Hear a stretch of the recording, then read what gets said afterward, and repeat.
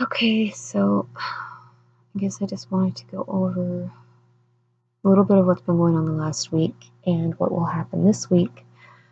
So, this week, or actually last week, on Wednesday, I had my second therapy session, which I was nervous for that one again, even though I've been to my first therapy session already. And my first therapy session went well. Second therapy session also went well. We mostly went over paperwork, and she extended my therapy sessions from 5 sessions to 13 sessions because she said I might need longer term therapy, and 5 sessions obviously is not going to cut it when you're talking about long term abuse and a variety of other issues dealing with depression and anxiety, also stress. So we went over paperwork, which took us probably, I'd say, 30 minutes, and then we went over a safety plan, which she had been talking about that last time. My first therapy session, she had talked about going through a safety plan, which is for the days I am depressed and suicidal and when I want to harm myself. Last therapy session, I was also all over the place. Mentally, I don't know.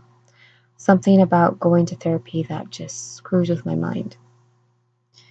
Maybe it's just because I've never actually spoken aloud about the abuse, and a lot of the time when I go there, I try to formulate like certain topics I want to go over with her, yet my mind just ends up scrambling all of these topics into one giant ball of topics that it just doesn't make sense to my mind at that point. And I end up forgetting a lot of what I mean to say or what I want to say. And overall, it's just been the last 2 sessions I've just been feeling like emotionally just horrible. I had depression and anxiety last week. Every 30 minutes, I would just switch between the two like I was just playing catch with my emotions, just constantly being tossed back and forth between the two. And I had suicidal thoughts at that point. And after my second therapy session, things have been smoother this week. I've been trying to keep an offline journal, mostly because I wanted one really badly, but I've been afraid to use a journal because if someone finds it, I have no idea what will happen. I'm mostly concerned about if my mother finds it, or anyone else for that matter. I didn't want anyone digging through it or finding out what I was writing about, because last time I did get emotional over my abuse, I almost got kicked out of my house, and I obviously have nowhere to go. Nowhere. I literally have online friends, and that is as far as my social life goes, because offline friends are very hard for me to have, mostly because I'm really good at talking, but a lot of my past abuse and everything makes it really hard for me to basically get along with people, because I always feel like I have to be on edge around them, and there's just so much that I have to keep silent about because I'm afraid that someone will find out, and if someone finds out, then the last thing I need is them to tell my family or someone in my life, and everything will go downhill after that.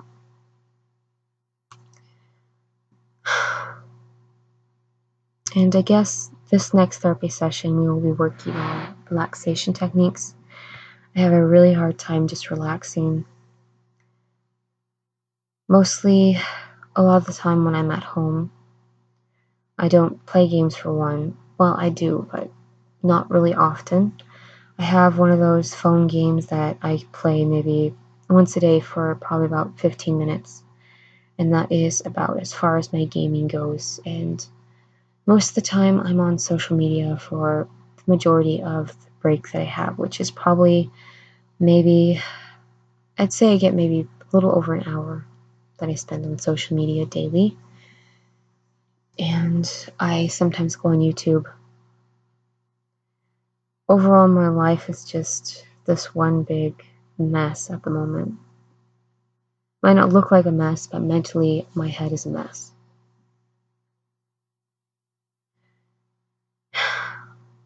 At the moment I'm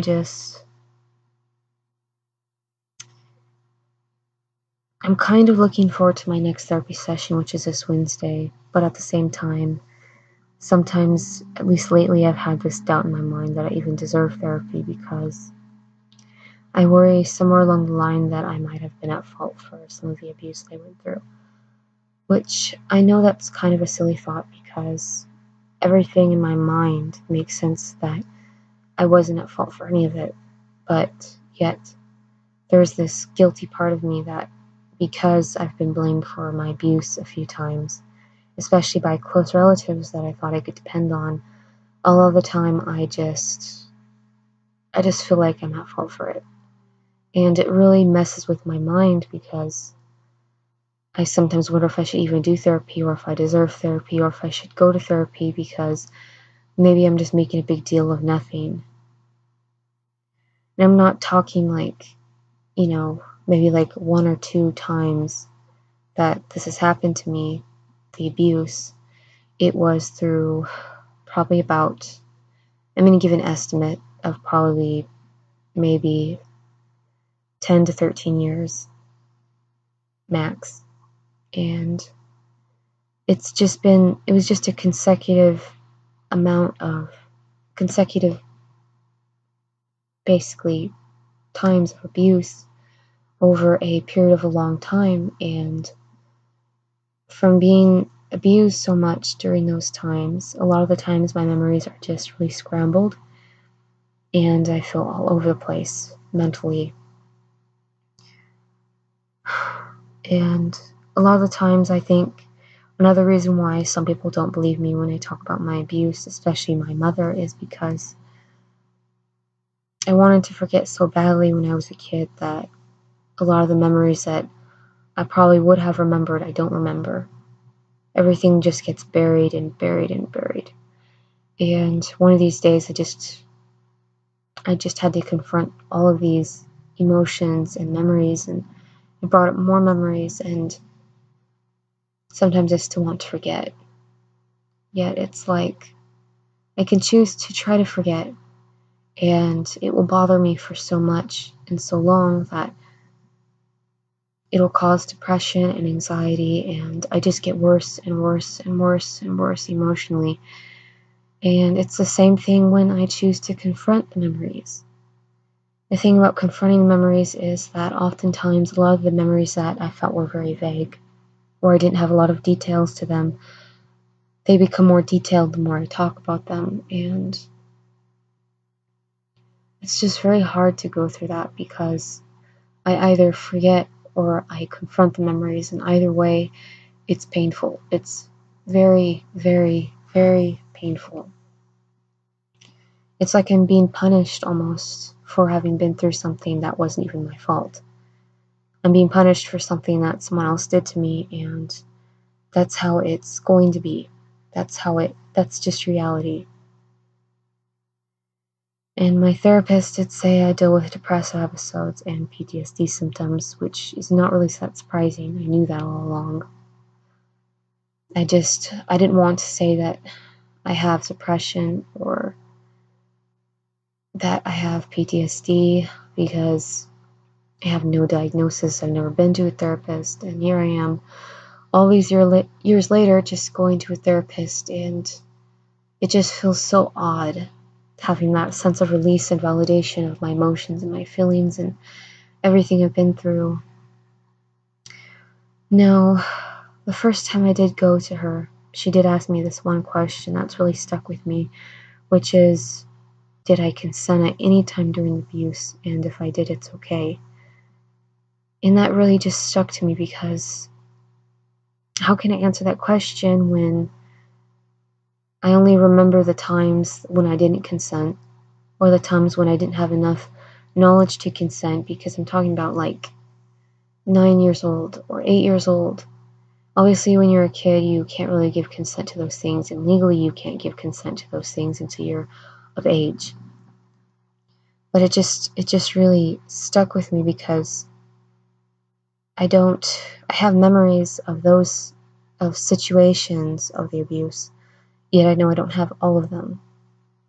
Like, I feel like sometimes I'm looking at a stranger because I'm in a stranger's body because I lack so many memories of the abuse. And it's like I don't know what my body's been through. I don't know what I've been through. I only have these little snippets of memories that come and go, and sure, they bother me and all, but I don't have all of the memories that I could have. I don't have memories of every single situation, and the timeline for a lot of these memories is really screwed up. Like, I can only give estimates of the ages of when it happened and when it ended, when it began, because I don't remember the ages. I didn't keep track of this.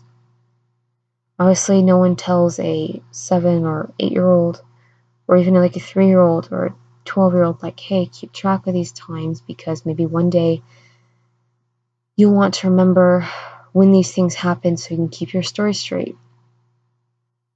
But I can't keep my story straight because I obviously can't remember the exact dates of things. It's just too complicated to try to remember all of these things sometimes. I try not to force myself because I feel worried that I could create memories that, or I could remember things that actually didn't happen. That's my main concern. So I try not to push myself, and I just go with it. I just go with the flow. Obviously, there's a lot of painful memories that I didn't really want to remember. Like, I had memories of, like, the rape, for example. A lot of the times the memories would they'd block off at like a certain point, like when he'd be over me or when he was on top of me. It just cut off at that certain area where the rape would just begin.